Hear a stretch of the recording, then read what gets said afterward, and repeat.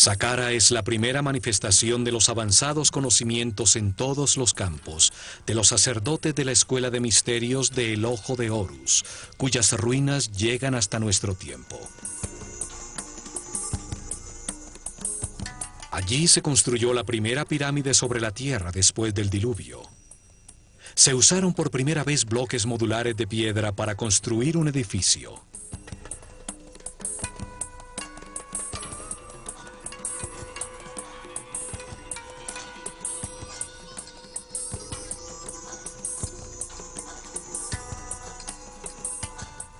Se tallaron hieroglifos en los muros con los primeros textos religiosos de la historia.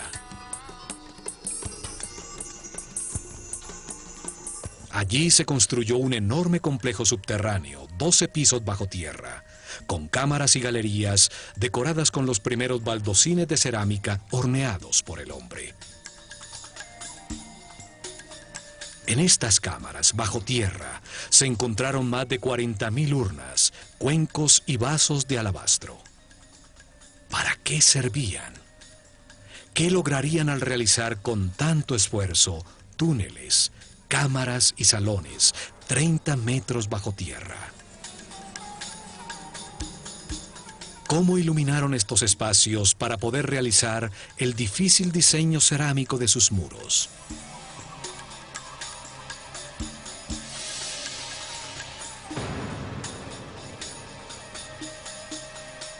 ¿Por qué las construcciones a ras de tierra son volúmenes macizos de piedra sin ninguna utilidad aparente? ¿Qué ganaba una sociedad de unos 4 millones de personas al cortar y mover más de 1 millón de toneladas de piedra para producir un complejo escenográfico que asombra por su refinada arquitectura?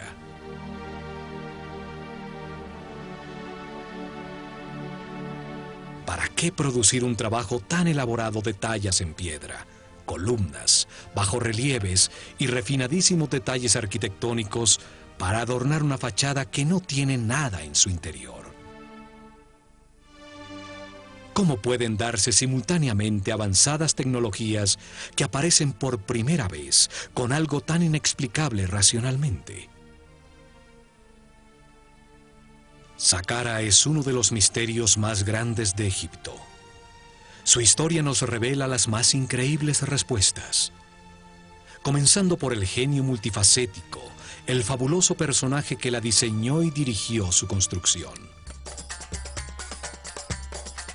El arquitecto Imhotep, cuyo nombre significa el sabio que viene en paz. Sumo sacerdote de la Escuela de Misterios de El Ojo de Horus, tiene uno de los lugares destacados en la historia del hombre. Primer ministro, gran visir y canciller del faraón Djoser, que reina en la tercera dinastía, alrededor del año 2800 a.C.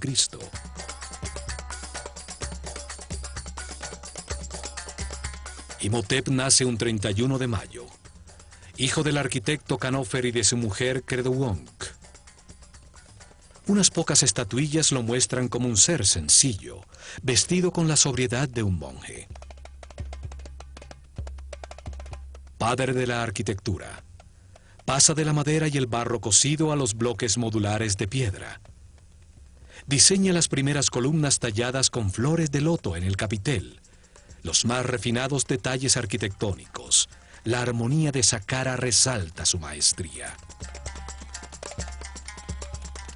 Fue el primer filósofo de la historia del hombre. Se dedicó a pensar y a analizar conceptos fundamentales como espacio, tiempo, volumen, la naturaleza de la enfermedad, la existencia de Dios y de la inmortalidad. Expresa la base conceptual de la civilización egipcia, como el movimiento de la conciencia hacia Ma'at, hacia lo justo, lo recto, lo armónico y lo equilibrado. Platón nos dice que la historia que le contaron a Solón los sacerdotes egipcios sobre la Atlántida se remonta a Imhotep.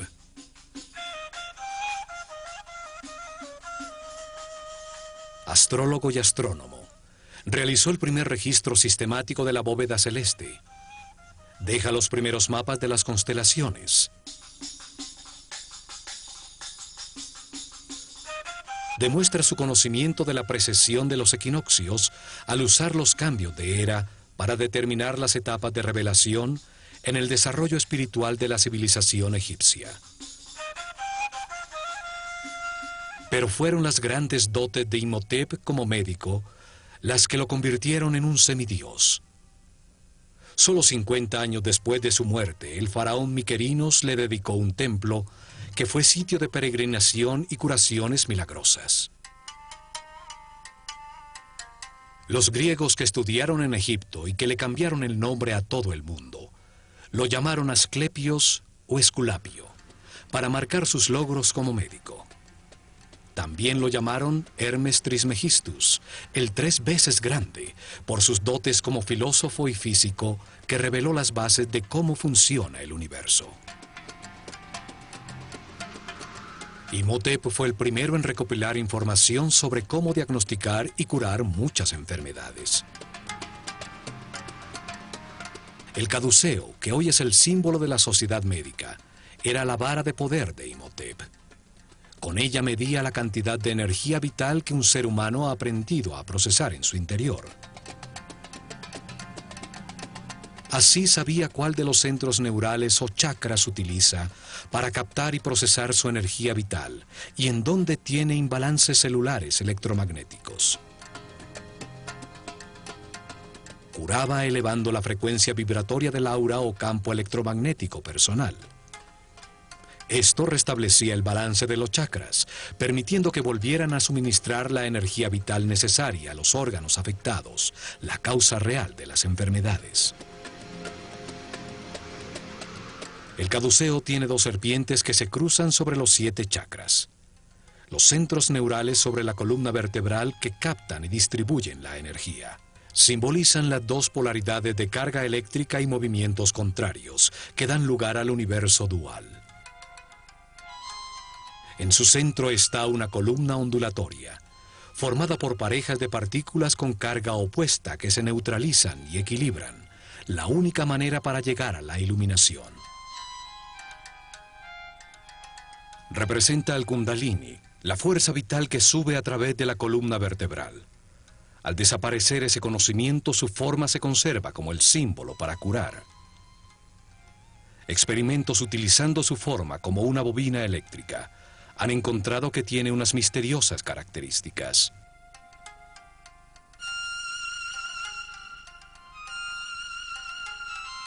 Al aplicarle corriente no se detecta ningún campo de fuerza, a pesar de comprobarse sus efectos, pues resuena en todas las frecuencias y longitudes de onda.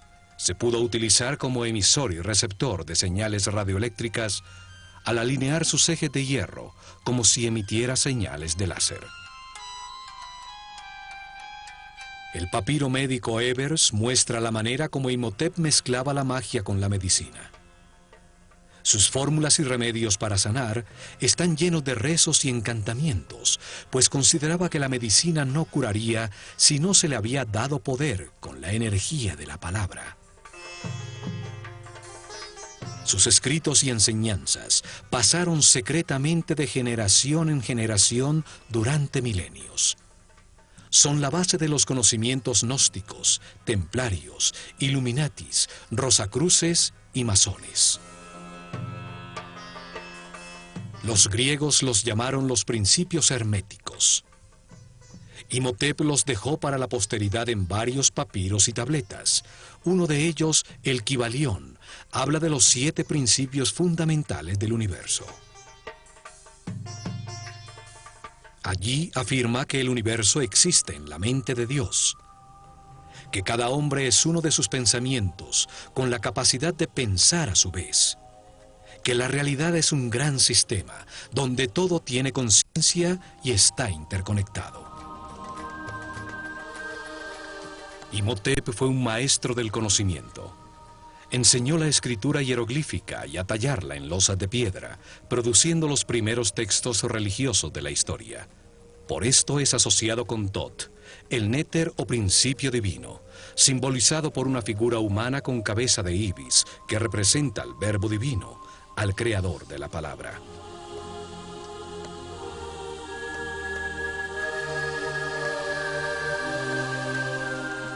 No hay duda que Imhotep fue un espíritu muy especial. El paso del tiempo lo convierte en un mito, asociado a la divinidad con distintos nombres. Tot, Mercurio, Quetzalcóatl, Esculapio, Hermes Trismegistus, el 3 veces grande. El término hermético se convierte en sinónimo de sabiduría secreta, la que una vez estuvo en las mentes de los sacerdotes del Ojo de Horus, uno de cuyos primeros sumos sacerdotes fue Imhotep, el sabio que viene en paz.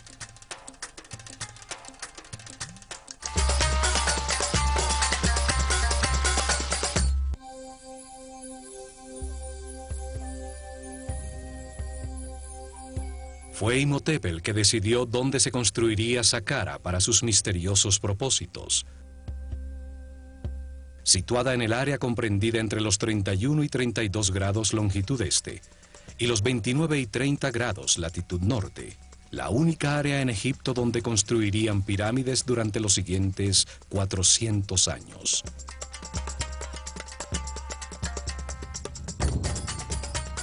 En una zona desértica a 14 kilómetros al sur del Cairo, al lado de Memphis, la desaparecida capital de Egipto.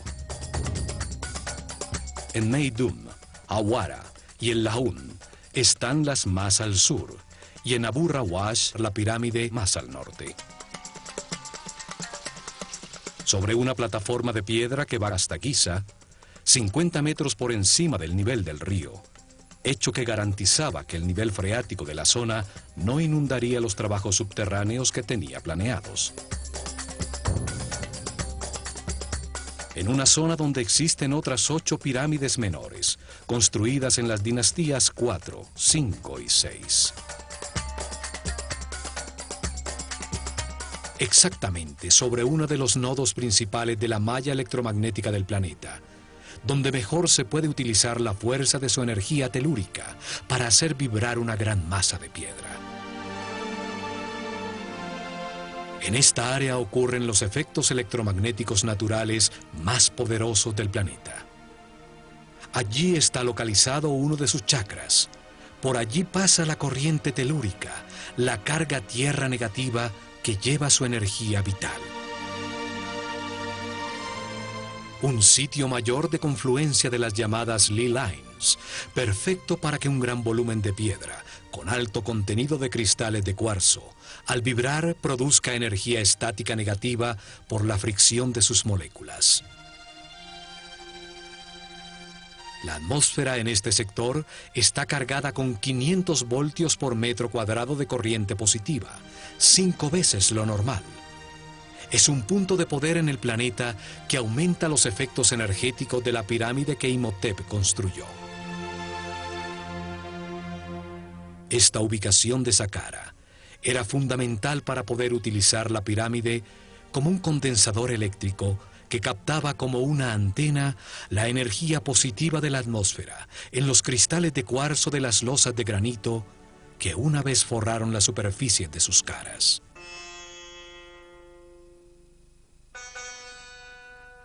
Saqqara significa el que abre y guía el camino. Su símbolo es el chacal que guía a los perdidos en el desierto hasta llevarlos a tierra cultivada, al sitio del hombre civilizado.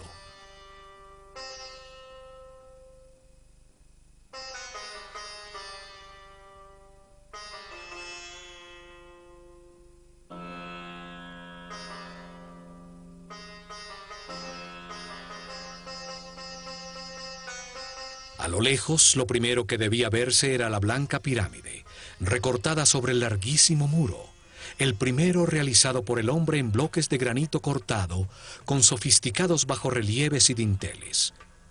Una obra mucho más complicada que la misma pirámide. 130.000 toneladas de granito de Tura formaban un alto y especial muro de piedra. Rodeaba las 15 hectáreas del complejo, protegiéndolo del caos exterior, dándole una forma rectangular, ajustada exactamente en dirección cardinal norte-sur, paralelo al curso del Nilo.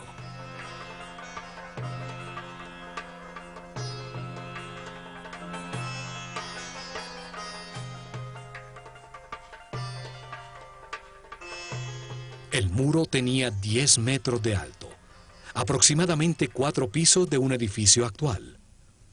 550 metros, 5 cuadras y media en línea recta de norte a sur, y la mitad exacta de esta distancia, 275 metros de ancho de este a oeste.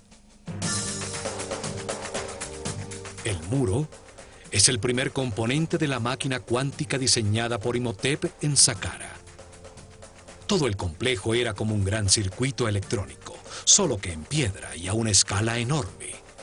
El muro actuaba como un cordón electromagnético que aislaba todo el complejo, cerrando y protegiendo el circuito. Para realizar su cometido no necesita de cables eléctricos, solo que las moléculas del material que le da forma tengan un alto contenido de cristales de cuarzo. El granito de Tura, un sitio muy cercano a Saqqara, tiene un gran contenido de cuarzo. El cuarzo organiza sus moléculas en tetraedros, una de las 5 formas básicas que organizan la materia, llamados sólidos platónicos. Al vibrar con el planeta, las caras de los tetraedros se friccionan entre sí, produciendo una carga eléctrica. Los 85.000 metros cúbicos del muro de granito contenían una enorme cantidad de cristales de cuarzo que generaban un poderoso campo de fuerza, una onda radioeléctrica constante. El muro es parte integral de un complejo captador de energía electromagnética cuyo corazón estaba en la pirámide escalonada que con sus 66 metros de altura dominaba el complejo.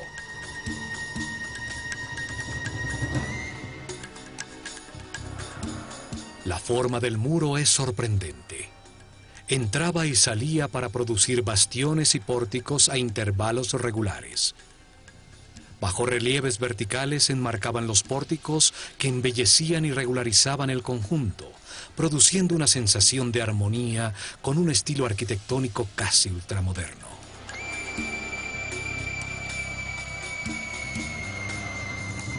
Desde las almenas de su parte superior, a las que se accedía a través de escaleras colocadas a intervalos regulares, se divisaba el paisaje de kilómetros a la redonda y la imponencia de la pirámide escalonada.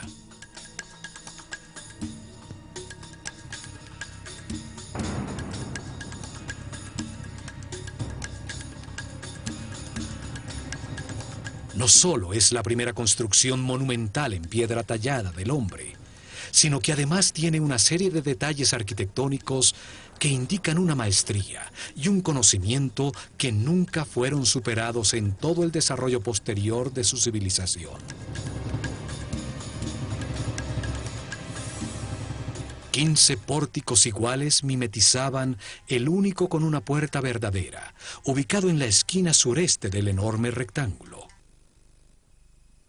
Acceso que solo permite entrar uno por uno a los visitantes de Saqqara.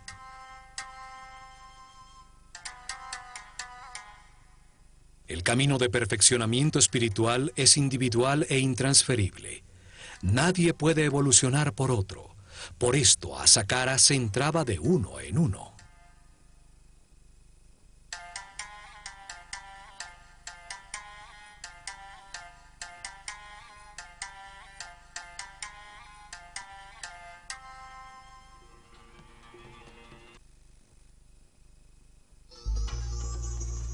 Un muro tan alto, con 14 pórticos falsos y uno solo verdadero, una entrada tan estrecha, pareciera haber sido diseñado con propósitos de defensa. Sin embargo, Saqqara nunca tuvo una puerta en su única entrada. La tecnología aplicada restringía el acceso a los seres con mentes primarias, con un aura o campo eléctrico personal cargado negativamente. Desde el largo corredor bajo el muro y a lo largo de toda la galería de las 48 columnas, Existía un poderoso campo de fuerza que amplificaba los sentimientos del visitante.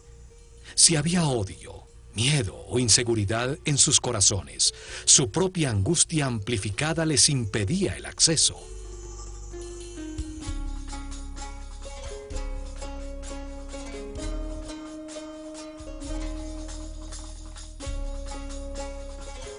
Solo los puros de corazón podían entrar en Saqqara, cuando el complejo y la escuela de misterios del Ojo de Horus funcionaban allí.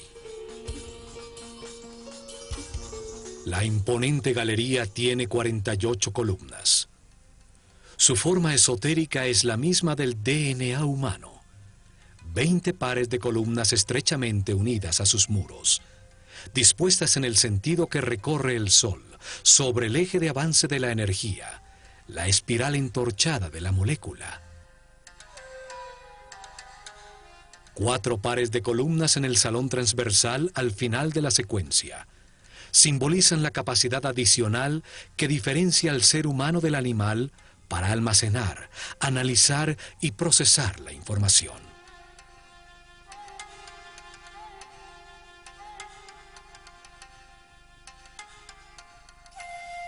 Las columnas totalmente moduladas y con 7 metros de altura estaban dispuestas con una serie de principios arquitectónicos que se repitieron miles de años después en Grecia, en el Partenón. Cada columna tenía la forma de un haz de papiros. El cilindro tenía una ligera convexidad y se estrechaba en su parte superior, acentuando su verticalidad para engañar la vista, que sin este truco las vería curvas desde lejos. El restaurador de Saqqara, Jean-Philippe Loé, también encontró que en la profundidad de la galería, las columnas más lejanas estaban ligeramente más distanciadas entre sí, aumentando la perspectiva y produciendo la sensación que la galería era más grande.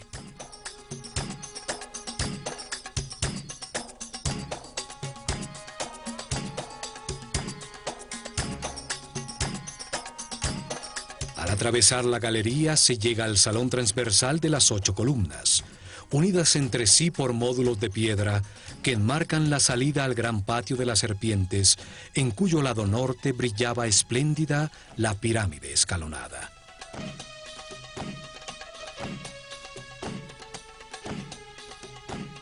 El patio estaba originalmente delimitado por altos muros, con intrincados bajorrelieves. Formaban nichos con la forma que simboliza a una puerta y que posteriormente aparecería en uno de los muros de todas las tumbas egipcias.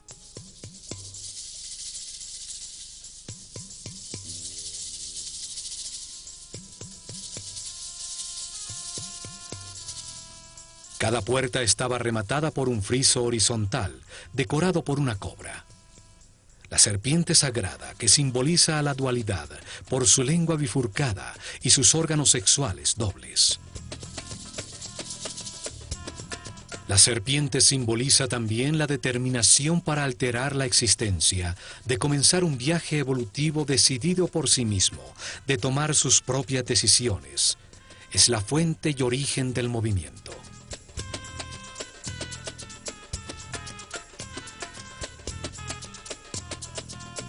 En este patio se realizaron muchas ceremonias, la mayoría con discípulos de la escuela.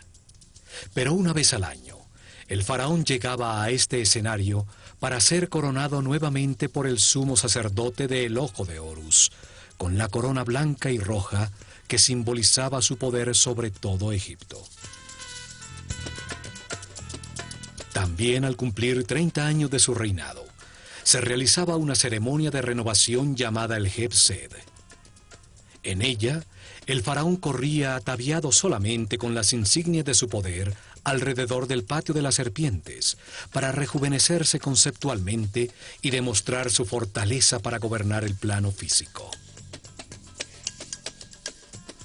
El muro sur del patio formaba la fachada de la llamada Tumba Sur, una capilla falsa, hecha de piedra maciza con techo abovedado, cuya verdadera función era disimular uno de los 2 accesos al complejo subterráneo.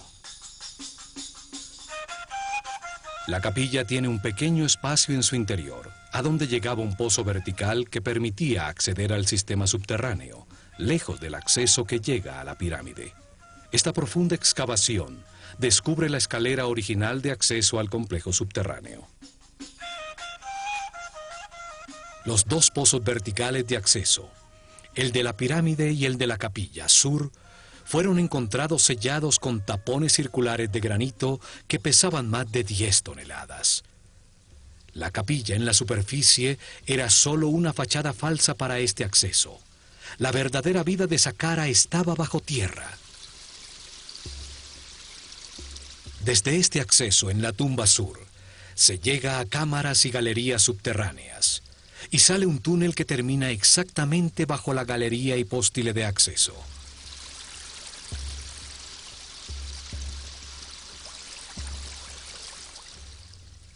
La planta de todo el complejo parece el procesador central de un computador.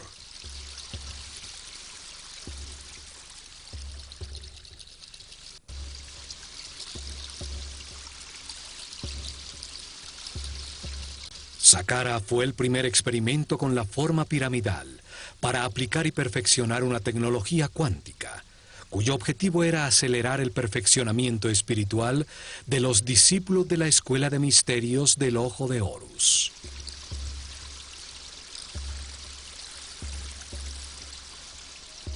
Durante 400 años se construyeron alrededor de 100 pirámides con formas, tamaños y materiales distintos, hasta que perfeccionaron el diseño y se construyó la Gran Pirámide de Keops.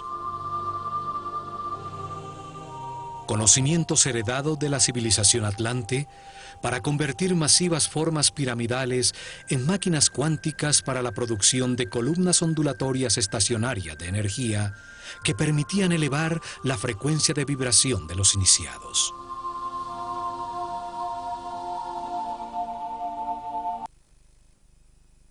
Energía vital y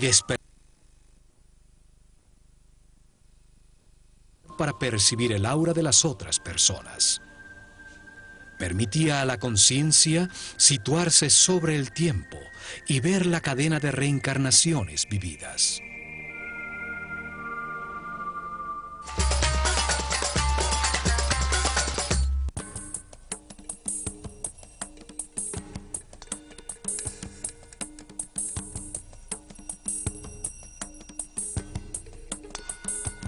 En el lado por donde sale el sol, en el patio de las serpientes, aún permanecen erguidas 3 columnas que formaban el centro del llamado Templo Real del Heb-Sed, un pabellón utilizado por el faraón y los sacerdotes del Ojo de Horus durante las celebraciones.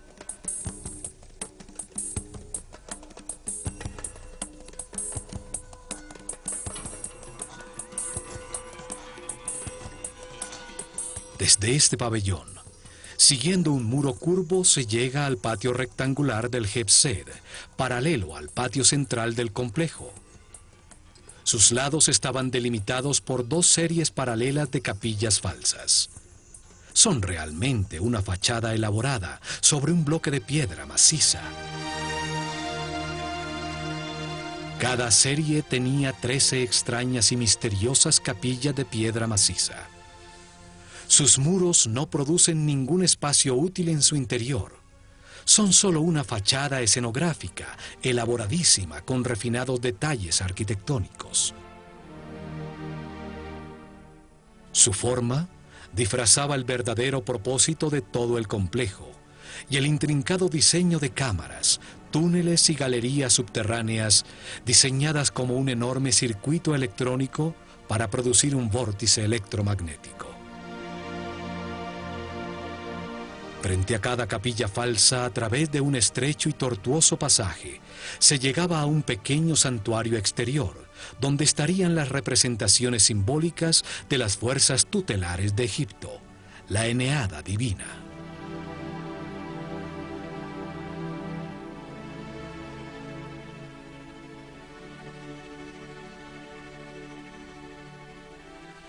Los muros exteriores estaban profusamente decorados con altos y bajos relieves de puertas y ventanas falsas, cercas falsas de madera. series de jets, columnas tipo flauta, en fin, una escenografía completa tallada en piedra. Al norte del patio de las capillas falsas, exactamente al este de la pirámide escalonada, están las llamadas Casa Sur y Norte, dos construcciones mucho más grandes pero igual de falsas.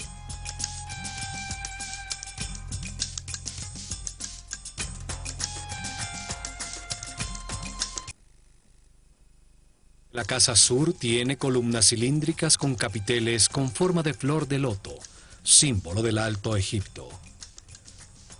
Un estrecho corredor tiene en una de sus paredes el grafiti más antiguo del mundo, hierático, con comentarios que hacen referencia al faraón Djoser de visitantes durante la dinastía XVIII.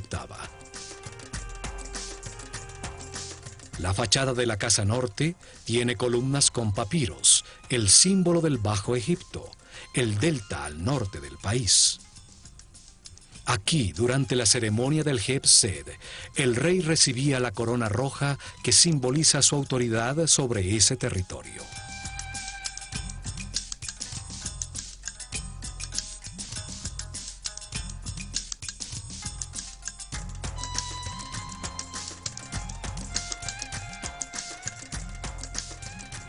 Entre la Casa Norte y el llamado templo funerario de Djoser se encontró el llamado Serdab, una pequeña capilla con dos orificios en uno de sus muros. A través de ellos atisbaba hacia el patio exterior una estatua sentada del faraón Djoser, recibiendo la brisa vigorizante del viento norte.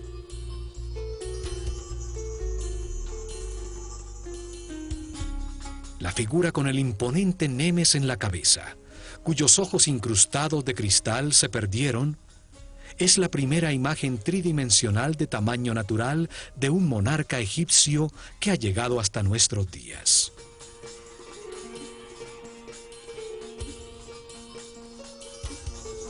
Observa desde hace milenios el estupor que causa a todos los visitantes de Saqqara las construcciones falsas contenidas en sus muros.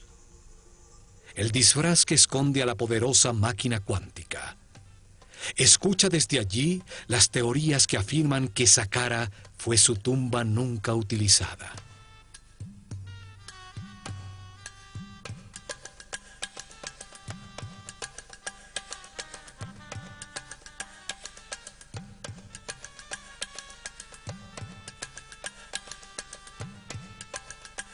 A su lado se encuentran las ruinas del templo adosado a la pirámide, con su único acceso hacia el este, que a través de intrincados laberintos de estrechísimos corredores conducía a dos patios abiertos, uno de los cuales escondía la puerta a la verdadera Saqqara en las profundidades de la tierra.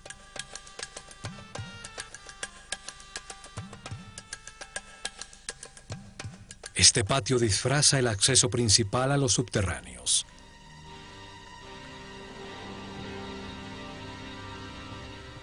Este esquema de un templo adosado se repite en las pirámides que se construyeron en los siguientes años.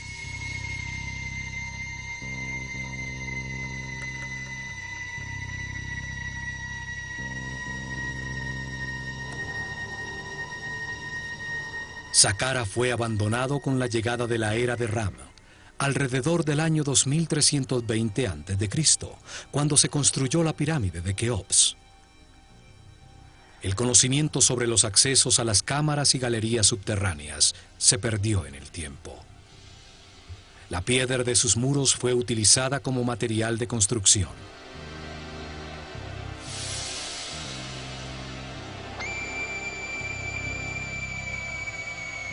Muchos nobles de períodos posteriores construyeron sus tumbas en este lugar sagrado. Hoy se cree que fue un cementerio y que el complejo original es la tumba del faraón Djoser. En la dinastía XXVI, en la decadencia de la civilización egipcia, ya nadie sabía que el templo adosado escondía la entrada a su cámara principal. Por orden del faraón cavaron un largo túnel desde la cara sur bajo la pirámide, creyendo que allí estaba la entrada.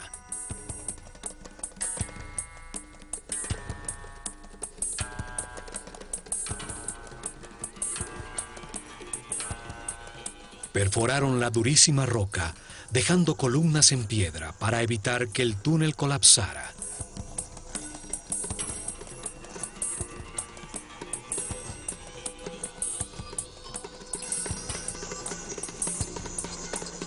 Hasta que llegaron a la cámara central, un espacio vacío de 12 pisos de profundidad. Un pozo vertical con la forma de un obelisco virtual en el corazón de la pirámide.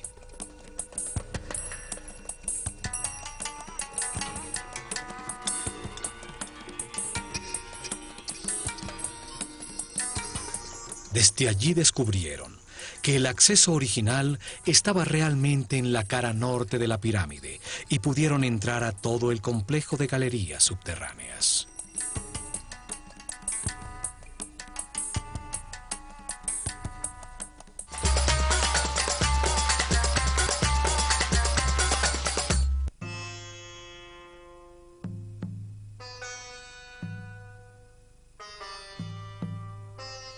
La construcción de Saqqara se realizó en 3 etapas, planeadas desde el comienzo por Imhotep.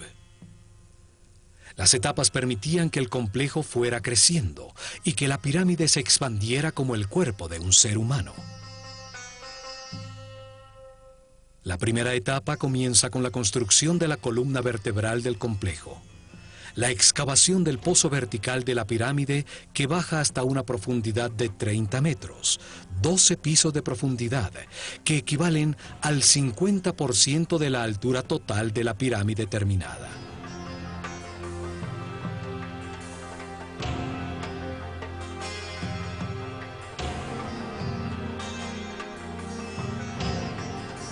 A esa profundidad cavan cientos de metros de túneles y una serie de cámaras y galerías que son parte fundamental del sistema.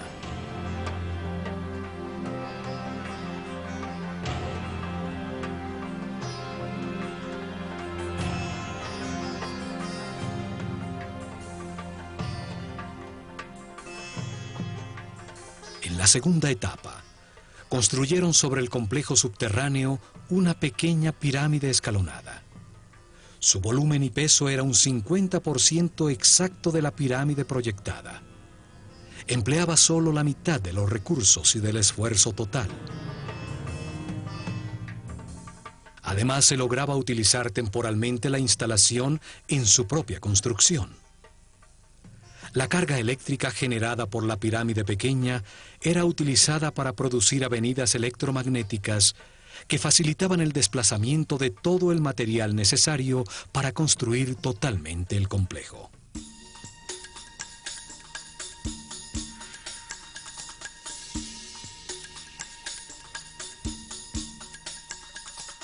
Partiendo del frente de la pirámide, se colocaban a distancias regulares una serie de pilares llamados yed, que transferían del uno al otro la carga de iones negativos generados por su masa en vibración.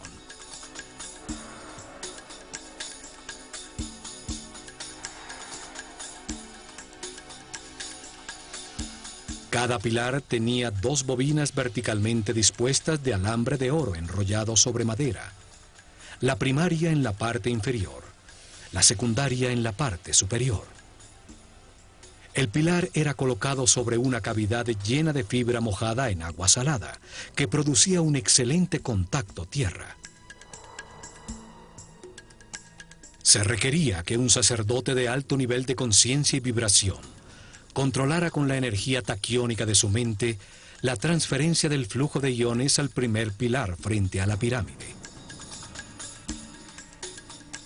Desde allí la carga eléctrica fluía de manera regular de pilar en pilar, generando una avenida electromagnética, hasta llegar a Tura, a corta distancia de Saqqara, frente al Nilo, en el rango de poder de la pequeña pirámide, donde se encontraban las canteras de granito de cuarzo.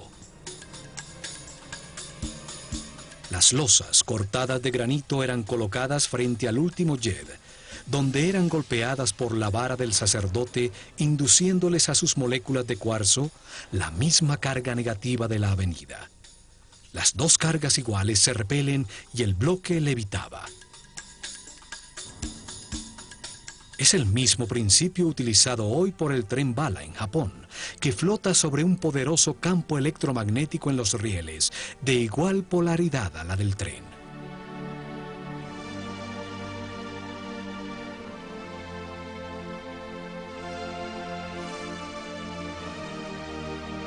Así, con la primera línea de transporte electromagnético, pudieron mover fácilmente toda la piedra que necesitaban en la tercera etapa.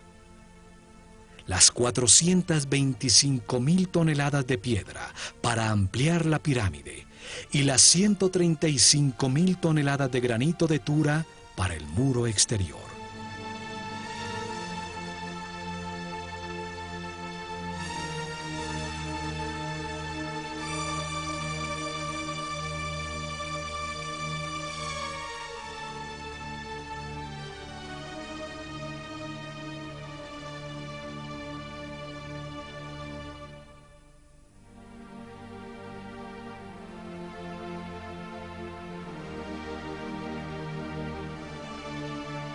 Las etapas permitían utilizar parcialmente la potencia generada y aumentarla en un 50% cuando la pirámide grande estuviera construida. La potencia total garantizaría una avenida electromagnética que llegaría hasta Maidum, el llamado punto medio entre Saqqara y las canteras de granito rojo en el Alto Egipto.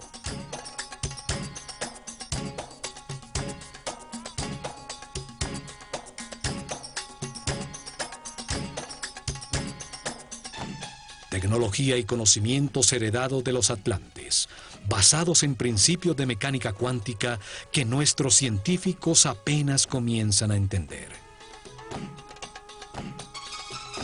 En el próximo programa, continuaremos analizando a Saqqara. Veremos la disposición y sentido de todo el complejo subterráneo, construido para dar forma a una poderosa máquina cuántica que aceleró la evolución de los iniciados. Al examinar este camino, que llamaremos el camino cuántico hacia la luz de la conciencia, veremos que este proceso evolutivo ha sido enseñado por distintos maestros superiores.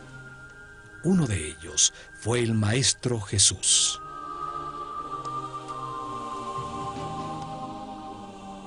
Él dijo que si seguíamos el camino de la luz y de la vibración en amor, realizaríamos cosas aún más grandes. Se refería a la utilización de las partículas subatómicas de la luz, la energía taquiónica, la fuerza creativa que dio forma a este universo.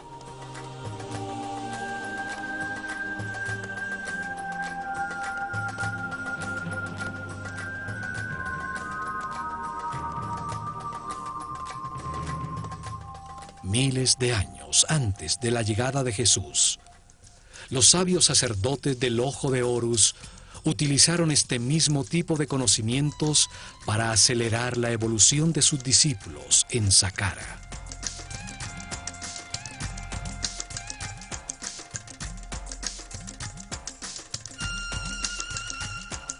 Construyeron masivas formas piramidales, máquinas cuánticas para la producción de columnas ondulatorias de energía, que utilizaron para elevar la frecuencia de vibración de los iniciados. Dieron forma a un centro de comunicación con las dimensiones superiores, que permitió a los discípulos más avanzados verificar el camino de la luz, recibir información de seres más evolucionados, de maestros superiores.